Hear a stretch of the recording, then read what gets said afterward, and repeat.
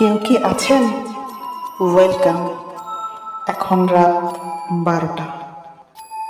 শুনবেন অমীমাংসিত ভূতের গল্প, ভয়ানক কিন্তু সত্যি।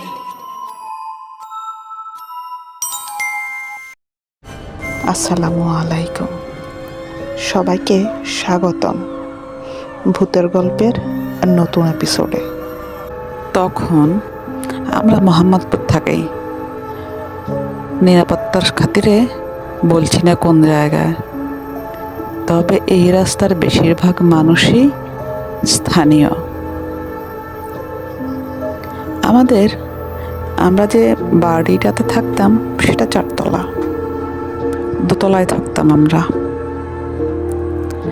ঠিক অপর পাশে একটা দোতলা বাড়ি আছে, দেওয়ালগুলো শেওলা পড়া, বহু বছর রং করা হয়নি বোঝা যায়। জানালাগুলোও খোলা হয় না, পুরোনো আমলের কাঠের সার্সি দেওয়া জানালা। নিচতলায় একটা বারান্দা আছে, দোতলায় কখনো কাউকে দেখিনি। নিচতলার বারান্দায় এক ভদ্রলোক বসে থাকেন প্রায়, আর কাউকে কখনো ঢুকতেও দেখিনি, বের হতেও দেখিনি। শুধু কয়েকটা বিড়াল থাকে তার সাথে, কোনো মানুষকে কখনো দেখিনি। ভদ্রলোক একা একাই বের হন, খুঁড়িয়ে হাঁটেন, হাতে একটা অদ্ভুত পিতল রঙের লাঠি নিয়ে হাঁটেন, খুঁড়িয়ে খুঁড়িয়ে। ওনার কাছে একদিন গিয়ে আমি ভয়ই পেয়ে গেছি। সারা মুখ ক্ষত বিক্ষত। ওনার চেহারা দেখলে মনে হয় মুখ থেকে কেউ খাবলে খাবলে মাংস কিছু উঠিয়ে ফেলেছে। আশেপাশের স্থানীয়দেরকে জিজ্ঞেস করলাম ওনার সাথে কি হয়েছে।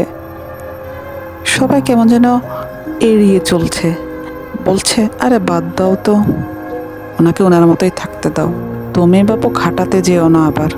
কিন্তু আমার তো কৌতূহলের শেষ নেই। তখন ভার্সিটিতে গ্রীষ্মের বন্ধ, অনেক দিনই বন্ধ দিয়েছে, প্রায় 15 দিন। ভেবেছিলাম গ্রামের বাড়ি যাব, কিন্তু আম্মা হঠাৎ অসুস্থ হয়ে গেলেন, তাই আর যাওয়া হয়নি। সময় কাটতো বেশি বাইরে বাইরেই। একদিন রাত করে যখন ফিরছিলাম, একটু বেশি রাত হয়েছিল, যেই বাসার সামনে এসে পৌঁছালাম কি বুঝে পেছন ফিরে তাকালাম সে অদ্ভুত দোতলা বাড়ির দিকে। দেখলাম সব জায়গাতেই আলো আছে, কিন্তু সে বাড়িতে কোনো আলো নেই। অবাক হলাম, এটা তো খেয়াল করিনি কখনো, আলো কেন থাকবে না। সাহস করে রাস্তা পার হলাম, ভাবলাম গিয়ে একটু কথা বলি, হয়তো কোনো বিপদে আছে। একদিকে মনে খুব ভয় কাজ করছিল, অপরদিকে অদম্য কৌতূহল নিয়ে এগিয়ে গেলাম। স্টিলের গেটটা খুলতেই মরিচায় জং ধরা ক্যাচ ক্যাচ শব্দে গেটটা খুলল।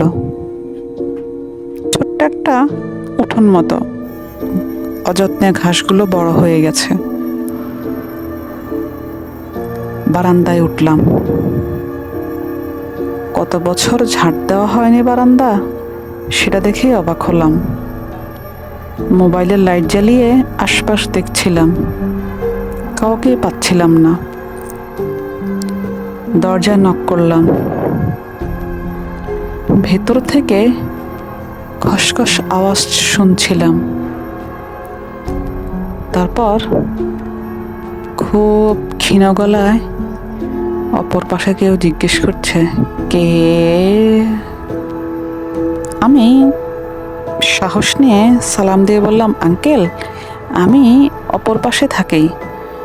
অন্ধকার দেখে ভাবলাম আপনার কোনো সমস্যা হয়েছে কিনা। কতক্ষণ চুপ থাকলো, তারপর দরজাটা আস্তে খুলল। পুরনো দরজা ক্যাচ ক্যাচ করে শব্দ হয়ে খুলল। দেখলাম পুরো ঘর অন্ধকার, শুধু একটা গোল টেবিল ঘরের মাঝখানে, সেখানে ছোট্ট একটা মোমবাতি নিভু নিভু জ্বলছে। আশেপাশে কোনো ফার্নিচার আছে কিনা বোঝা যাচ্ছিল না। বললাম, আঙ্কেল, কোনো সমস্যা? সব ঘরেই তো কারেন্ট আছে, আপনার কাছে নেই কেন? হেসে বলল, কারেন্টের আলো তাদের সহ্য হয় না, যে ভালো মতো লুকিয়ে থাকতে পারে না, তাই। বুকের ভিতরে ধক করে উঠল। মনে মনে ভাবলাম, কখনোই তো কাউকে দেখিনি ওনার সাথে, তাদের বলল কেন? কারা আছে এখানে? ভয়ে ভয়ে বললাম, আপনি ঠিক আছেন? আমি কি থাকবো আপনার কাছে কিছুক্ষণ? খেয়েছেন রাতে? অদ্ভুত হেসে বলল, আমার খাওয়া হয়ে যায়। বললাম, রান্না করেছেন? হেসে বলল, এই চুলা গত 40 বছরে জ্বলেনি। তারপর বলল, আচ্ছা, তুমি কি আসবে? বসবে একটু? নাকি ভয় পেয়েছো? তাহলে চলে যাও, ঘরে গিয়ে রেস্ট করো, তোমার কোনো ভয় নেই, তোমার কোনো ক্ষতি হবে না। কিছুটা অপমানিত বোধ করলাম। আরে, আমি তো ভার্সিটিতে পড়ি, আমি কি বাচ্চা নাকি ভয় পাবো? তারপরে ওনার সাথে কোনো বেয়াদবি না করে বললাম, সমস্যা নেই আঙ্কেল, আপনার সাথে কিছুক্ষণ বসি। ঘরে সবাই এমনিতেই শুয়ে গেছে, আমি বন্ধুদের সাথে ছিলাম তো, তাই দেরি হয়ে গেছে আসতে। কিছুক্ষণ থাকি আপনার সাথে, যদি আপনার ভালো লাগে। ভদ্রলোক দরজা থেকে সরে গেলেন। বললেন, আসো, তোমার অসুবিধা হবে না তো অন্ধকারে থাকতে? বললাম, না, অসুবিধা হবে না। মোমবাতিটাও কি নিভিয়ে ফেলবেন? বলল, না না, শুধু মোমবাতিটাই থাকো, তোমার মোবাইলের লাইটটা অফ করে দাও। কথা মতো তাই করলাম। ভদ্রলোকের কথা মতো ঘরে ঢুকলাম। ঘরের মাঝখানে ছোট্ট একটা গোল টেবিল, চারপাশে 4টা চেয়ার। আশপাশে তাকিয়ে দেখলাম সব কিছু ধুলোয় ধূসরিত, ময়লা, বালি, মাকড়সার বাসা। মনে হয় কেউই থাকে না, কিন্তু চেয়ার 4টাই চকচক করা, পরিষ্কার, ঠিক যেমন আমার মা ঘরের ফার্নিচারগুলো প্রতিদিন মোছে, ঠিক ওইভাবেই মোছানো। অবাক হলাম, আর কিছুই তো পরিষ্কার না, শুধু চেয়ারগুলো কেন? একটা চেয়ার দেখে ভদ্রলোক বলল, বসো বাবা। বসলাম। বললাম, আঙ্কেল, আপনি একা থাকেন? হেসে বলল, না বাবা, একা থাকি না, আমার সাথে আমার কিছু বন্ধু থাকে, কখনো বেশি থাকে, কখনো কম থাকে। বললাম, আমরা তো কখনোই আপনার বাসায় কাউকে আসতে দেখিনি, তাই জিজ্ঞেস করা আর কি। ভদ্রলোক হেসে বলল, তোমাদের সবার অনেক কৌতূহল আমাকে ঘিরে, তাই না? ভয়ও পায় দেখি। আমি তো কারো কোনো ক্ষতি করিনি, আমার বন্ধুরাও কারো কোনো ক্ষতি করে না, তারপরেও কেন সবাই এত ভয় পায়? হেসে বললাম, আঙ্কেল, আসলে হয়েছে কি, সবাই তো আমরা সবার বাসায় যাই, কথা বলি, আপনি কারো সাথে কথা বলেন না, আবার আবার গেটে তালাও মেরে রাখেন, তাই কেউ আসতে পারে না। আজকে আমি যখন আসছিলাম তখন গেটে তালা দেখিনি, তাই কৌতূহল নিয়ে ঢুকেছি, না হলে তো সবসময় তালা দিয়ে রাখেন, কারো সাথে মেশেন না দেখেই সবাই ভয় পায়। তিনি হেসে বললেন, আমি আসলে কারো সাথে মেশাটা পছন্দ করতাম না ছোটবেলা থেকেই। ওই যে ইন্ট্রোভার্ট বলে না, নিজেকে নিয়ে থাকতে ভালো লাগে, ওভাবেই অভ্যস্ত হয়ে গেছি, তাই সবাই হয়তো একটু ভয় পায়। ভয় পাওয়ার কিছু নেই বাবা, আমরা কারো কোনো ক্ষতি করি না। বললাম, আঙ্কেল, আপনার বাসার নেম প্লেটেও তো কোনো নাম নেই, আপনার নামটা যদি বলতেন। বলল, তোমার নাম কি?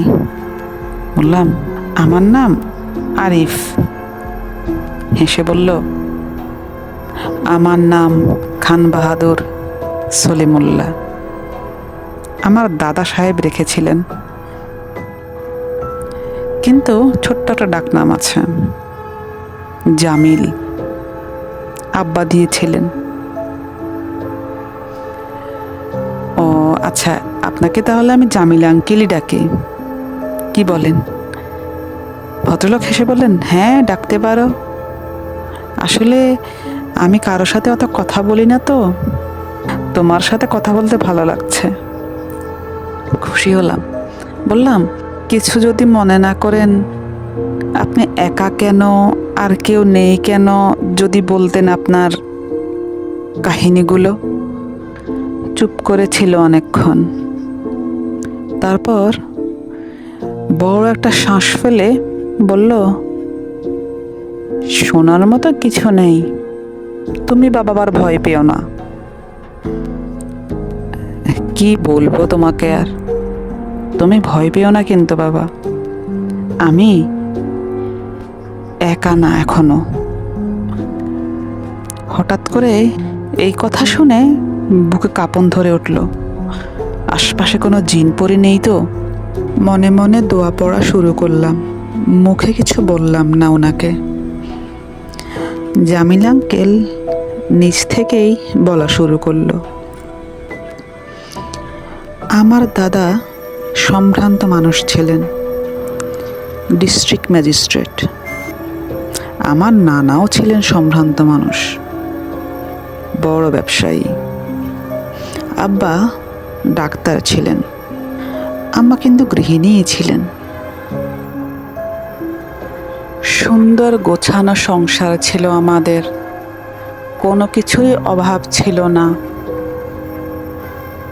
কিন্তু একদিন হঠাৎ আম্মা মন খারাপ করে বারান্দায় বসেছিলেন, কি নিয়ে যেন আব্বার সাথে খুব ঝগড়া করেছিলেন, যা আমি আমার 10 বছরের জীবনে কখনোই দেখিনি। চুপচাপ দাঁড়িয়েছিলাম, শুনতে চাইলাম কি হয়েছে, কিন্তু কিছুই বুঝলাম না। কিছুক্ষণ পর নানা নানিও এলেন, দাদা এলেন। নানা অনেক কাঁদলেন, নানিকে ধরে আম্মাও খুব কাঁদলেন। আব্বা আর দাদা চুপচাপ দাঁড়িয়েছিলেন। পরে আমি আরো কাছে গিয়ে শুনলাম নানা গল্প বলছেন। আমার নানা নিঃসন্তান ছিলেন, অনেক কান্নাকাটি করেও কোনো সন্তান পাননি। একদিন নানা ফজরের নামাজ পড়ে বাড়ির দিকে যাচ্ছিলেন। এর আগে মোনাজাতে অনেক কান্নাকাটি করে একটা সন্তানের জন্য আল্লাহর কাছে দোয়া করলেন। ফেরার পথে কোথায় যেন একটু কান্নার শব্দ শুনলেন, ছোট্ট বাচ্চার কান্না। দেখলেন একটা কাঠ গোলাপের গাছের নিচে ছোট্ট একটা বাচ্চা, কাপড় দিয়ে মোড়ানো, কাঁদছে। আশেপাশে কেউ ছিল না। নানা বাচ্চাটাকে নিয়ে আসলেন, ফুটফুটে সুন্দর একটা মেয়ে বাচ্চা, আমার আম্মা। সেই ছোট্ট ফুটফুটে বাচ্চাটাকে এনে আমার নানির কোলে দিলেন। পরম যত্নে তারা দুজন বাচ্চাটাকে বড় করতে লাগলেন। তারপর আব্বার সাথে বিয়ে দিলেন। নানা আম্মাকে অবাক হয়ে জিজ্ঞেস করলেন, তুমি যে আমাদের কুড়িয়ে পাওয়া বাচ্চা, তা তো আমরা কাউকে বলিনি, তুমি জানলে কি করে? তখন আম্মা বললেন, আমি তো মানুষের বাচ্চা না আব্বা, আমি জিনের বাচ্চা। সবাই ভয় পেয়ে গেল। কি বলিস তুই? বলল, হ্যাঁ, আমার সত্যিকারের মা বাবা ভাই বোন সবাই আমার সাথে দেখা করতে এসেছে। তারাই আমাকে বলল, তোমার বিশ্বাস না হলে ওই দিকে তাকাও।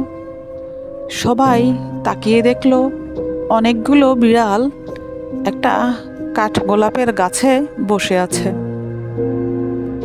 সেখান থেকে হুট করে একটা বিড়াল বারান্দায় দাঁড়ালো, দাঁড়িয়েই বড় একটা মানুষে পরিণত হলো। তারপর সবাইকে সালাম দিয়ে বলল, আমি আপনাদেরকে ভয় দেখাতে আসিনি, কোনো ক্ষতি করতেও আসিনি, কিছু কথা বলতে এসেছি। নানাকে বলল, আপনি সেদিন খুব কান্না করছিলেন একটা সন্তানের জন্য। আল্লাহ আমাকে অনেক সন্তান দিয়েছে। আমি আমার স্ত্রীর সাথে কথা বলে তার কাছ থেকে অনুমতি নিয়ে আমার এই ছোট্ট বাচ্চাটাকে আপনার জন্য ওই কাঠ গোলাপ গাছটার নিচে রেখে দিয়েছি। আমি জানতাম আপনি নেবেন, আপনি সজ্জন মানুষ ছিলেন। আলহামদুলিল্লাহ, আপনি আমার বাচ্চাকে অনেক ভালো রেখেছেন। কিন্তু এখন আমার আর আমার বাচ্চাদের ঘোর বিপদ চলছে, তাই সাবধান করতে এলাম। আপনারাও সাবধান হয়ে যান। সবাই অবাক হলো, আমিও অবাক হলাম। আমাকে হঠাৎ দেখে আব্বা কোলে তুলে নিলেন, বললেন, তুই কেন এখানে এসেছিস? তখন আমার আম্মার জিহিন বাবা বললেন, না, সেও থাকো, তারও জানার দরকার আছে।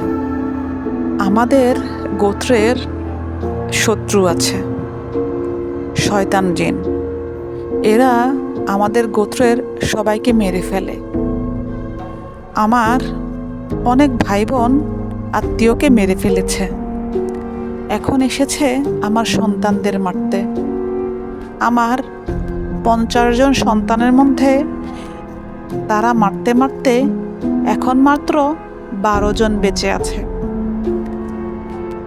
আর বেঁচে আছে আপনাদের সাথে থাকা আমার এই মেয়ে। তাই আমি সাবধান করতে এসেছি, সবাই সাবধানে থাকবেন। তারপর তিনি একটা পিতলের লাঠি আমার আব্বার হাতে দিলেন। জামিল আঙ্কেল ওনার হাতের পিতলের লাঠিটা উঠিয়ে বললেন, এই লাঠিটাই আমার আব্বাকে দিয়েছিলেন। আব্বা এসব কিছুতেই বিশ্বাস করতেন না, কিন্তু না বিশ্বাস করেও পারছিলেন না নিজের চোখে যা দেখেছিলেন। সবাই তো খুব ভয় পেয়ে গিয়েছিল। পরে আমার জিন ভাই বোনেরা বলল, আমরা সবসময় এখানে পাহারায় থাকব, আপনারা ভয় পাবেন না কেউ। সেই থেকেই আমাদের ঘরে বিড়ালের আনাগোনা।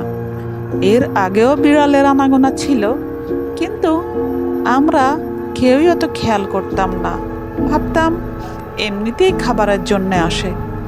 কিন্তু সেই বিড়ালগুলো যে আমার আম্মাকে পাহারা দেওয়ার জন্য আসতো, তা আমরা জানতাম না কেউ। শুরু হলো আমাদের নতুন এক জীবন, ভয়ের জীবন। সব কিছু কেমন যেন ভয় লাগতে শুরু করলো। আম্মা আমার স্কুলে যাওয়া বন্ধ করে দিলেন, যদি আমাকে কেউ মেরে ফেলে এই ভয়ে। একদিন হঠাৎ করে রাতের বেলা সব অন্ধকার হয়ে গেল। বিড়ালগুলো চিৎকার দেওয়া শুরু করলো। আম্মা ভয় পেয়ে গেলেন। আব্বা ছিলেন না বাড়িতে। আমাদের কাজের লোকেরা ছিল আর দাদা সাহেব ছিলেন। আমি ঘুমিয়েছিলাম। হঠাৎ কেমন যেন অদ্ভুত শব্দ শুনে ঘুম থেকে উঠলাম। উঠে আম্মাকে ডাকা শুরু করলাম। আম্মা আমাকে জড়িয়ে ধরেই দাদা সাহেবের ঘরে চলে গেলেন। হঠাৎ বিশাল একটা হিংস্র কুকুর আমাদের দরজা ভেঙে ঘরে ঢুকলো। সবাই অনবরত চিৎকার দেওয়া শুরু করলো, চাকররা যে যেখানে পারলো ছুটে পালালো, কিন্তু 10 জন চাকরের কেউই বাঁচল না। 5-6টা বিড়ালও মারা গেল। ওই বিড়ালগুলো আমার পাহারায় থাকা জিন ছিল। দাদা সাহেব থাকতে না পেরে পেতলের লাঠিটা হাতে করে সামনে এগোলেন। এক বাড়ি মারলেন সেই কুকুরটার গায়ে। আঘাতে কুকুরটার পা একটা ভেঙে গেল। হিংস্র কুকুর আমার দাদার গলায় কামড় দিয়ে দাদাকে মেরে ফেলল। আমি অনবরত চিৎকার দিয়ে অজ্ঞান হয়ে গেলাম। সকালে উঠে দেখলাম দাফনের ব্যবস্থা চলছে। আমার জিন ভাই বোনদেরকে জিন গোত্ররা নিয়ে গিয়েছে, আর যেসব চাকর ছিল আমাদের ঘরে আর দাদা সাহেবকে আব্বা আর প্রতিবেশীরা মিলে কবর দিতে নিয়ে গেলেন। আম্মা খুব কাঁদলেন, কিন্তু কিছুই করার ছিল না আমাদের। তারপর থেকে বিড়ালের আনাগোনা আরো বেড়ে গেল। আগে ছিল 10-12টা, এখন প্রায় 40-50টা বিড়াল। কখনো 4-5টা দেখা যেত, কখনো এর চেয়ে বেশি। কিছুদিন পেরোলো, নানা নানি আসলেন আমাদের এখানে আম্মাকে আর আমাকে সাহস জোগাতে। সেদিন রাতে আমি আবার ঘুমিয়ে গেলাম। চিৎকার শুনে উঠে দেখি সেই 1 পা ভাঙা হিংস্র কুকুর আমার নানা নানিকে মেরে ফেলছে। আব্বা চিৎকার দিতে দিতে আসলেন, কিন্তু আব্বাকেও মেরে ফেলল। আম্মা খুব কাঁদলেন। কেঁদে খুঁজে পেতে এই পিতলের লাঠিটা নিলেন। চেষ্টা করলেন সেই কুকুরের গায়ে বাড়ি মারতে, কিন্তু বারবার ব্যর্থ হলেন। এরপর এক বাড়ি দিলেন। সেই বাড়িতে কুকুরের সামনের একটা পা ভেঙে গেল। কুকুর হিংস্র এক চিৎকার দিয়ে আম্মাকে মেরে ফেললেন। আমি অজ্ঞান হয়ে পড়ে গেলাম। ভয়ের চোটে তীব্র জ্বর উঠল আমার। হসপিটালে ভর্তি করা লেগেছে আমাকে। হসপিটাল থেকে 1 সপ্তাহ পর যখন বাসায় এলাম, কেউ নেই। কোনো চাকররাও আর থাকার সাহস করেনি আমার সাথে। 12 বছরের একটা বাচ্চা একা একা বড় হবে, কিভাবে বড় হবে? খুব কাঁদতে লাগলাম। পরে দেখলাম আমার সে বিড়ালগুলো 1-2 করে মানুষের মতো আকার ধারণ করছে। প্রথমে ভয় পেয়ে গেলাম, পরে মনে পড়ল, আরে ইনারা তো আমার আম্মারই আত্মীয়। কেউ আমার ভাই হন, কেউ আমার মামা হন। তারাই তখন থেকে আমাকে দেখে রাখছে, তাদের সাথেই আছি। বললাম, আঙ্কেল, কিন্তু আপনার এই মুখের দাগগুলো আর পায়ের ক্ষত? বললেন, আম্মাকে মারার পরে কুকুরটি আমার গায়ে লাফিয়ে পড়ে, আমার মুখে থাবা মারে, পায়ের গোড়ালি কামড়ে ধরে মারতে চেষ্টা করে। তখন আমার জিন ভাই বোনেরা তাকে খুব মারে, সে পালিয়ে যায়। বললাম, আঙ্কেল, সেই হিংস্র শয়তান জিনটা কি মারা গেছে? বললেন, না, মারা যায়নি, এখনো মারা যায়নি। আমি গত 40 বছর থেকে তার জন্য অপেক্ষা করছি, কখন সে আসবে। আর আমি আমার আব্বা আম্মা আত্মীয় স্বজন সবার খুনের বদলা নিব তার কাছ থেকে। তাকে আমি জানেই মেরে ফেলব। তারপর যদি আমি মরে যাই, আফসোস নেই। অবাক হলাম। আহা বেচারা, কত কষ্টের জীবন তার, একা একা এতটা বছর। হঠাৎ করে খেয়াল করলাম চারপাশে অনেকগুলো বিড়ালের আনাগোনা। ভয় পেয়ে গেলাম। চোখে ভয় নিয়ে আঙ্কেলের দিকে তাকালাম। আঙ্কেল আর নড়ে চড়ে বসলেন। বললেন, তোমাকে রাখা ঠিক হয়নি বাবা, বড় অসময়ে এসেছো তুমি।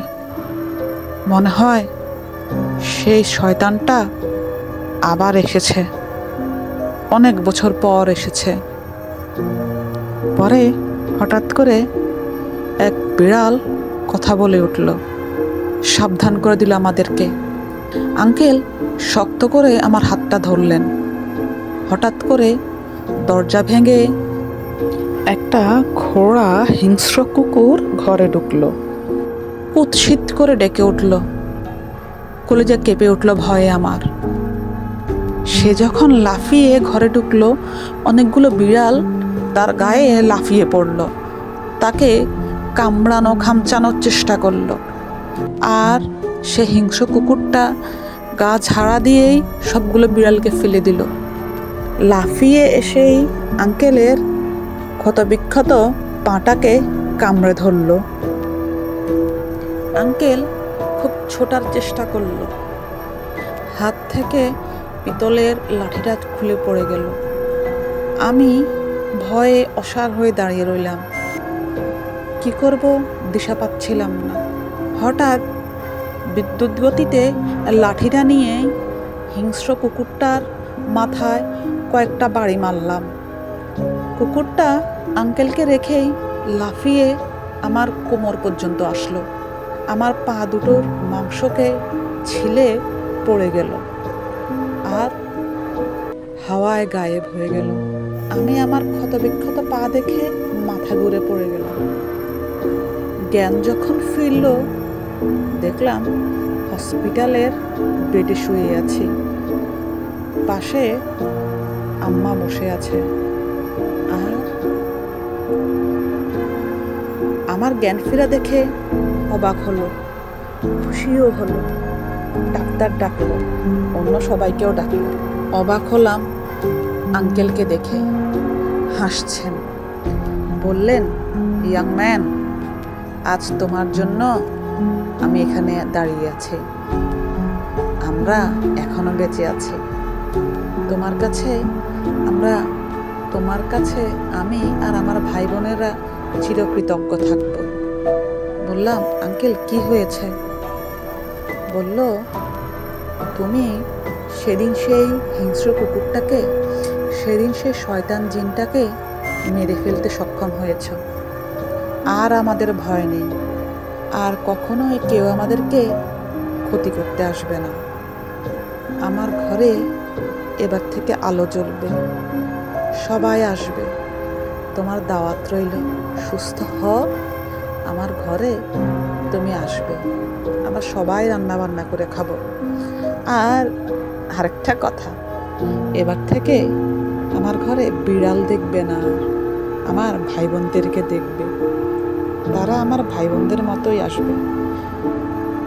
আমি হেসে উঠলাম। বললাম, খুব খুশি লাগলো আঙ্কেল, খুব ভালো লাগলো। আমরা সবাই চাই আপনি আমাদের সাথে মেশেন। ফিসফিস করে আঙ্কেল বলল, আমার ভাই বোনের কথা কিন্তু শুধু তুমিই জানো, আর যেন কেউ না জানে। বললাম, ইনশাল্লাহ আঙ্কেল, আমি আর কাউকে বলবো না। তারপর বলল, বলতে পারো, তবে আমার ঠিকানা কাউকে বলো না। সবাই তাহলে দেখতে আসবে, অযথা ভিড় করবে। বললাম, হ্যাঁ আঙ্কেল, আমি সেই খেয়াল রাখবো যাতে আপনার কোনো ক্ষতি না হয় আর আপনার ভাই বোনদের কোনো ক্ষতি না হয়। তারপর হসপিটাল থেকে যখন বাসায় ফিরলাম, অবাকই হয়ে গেলাম, যেন অন্য এক মহল্লায় ঢুকেছি। কি সুন্দর ঝলমলে সব কিছু, সবাই সবার সাথে কি সুন্দর বন্ধুত্বপূর্ণ সম্পর্ক। আঙ্কেলের বাসায় কি সুন্দর আলো জ্বলছে, কত ফুল গাছ ঘরের সামনের উঠোনে, কি সুন্দর হই হুল্লোড় চলছে ঘরের ভিতর। ভালো লাগলো। অবশেষে 40টা বছর পর আঙ্কেল স্বাভাবিক জীবনে ফেরত আসলো। আমাদের জীবনে অনেকগুলো অমীমাংসিত ঘটনা ঘটে, যা আমাদের কাছে বাস্তবিকভাবে অসম্ভব বা অযৌক্তিক মনে হলেও তা সত্যি হয়। আজকে আপনাদেরকে কিছু গল্প বলবো ইমেইল থেকে। আমাদেরকে ইমেইলে আপনার জীবনে ঘটে যাওয়া সত্যি ঘটনাগুলো লিখতে পারেন। কমেন্ট বক্সে ইমেল অ্যাড্রেস দেওয়া থাকে।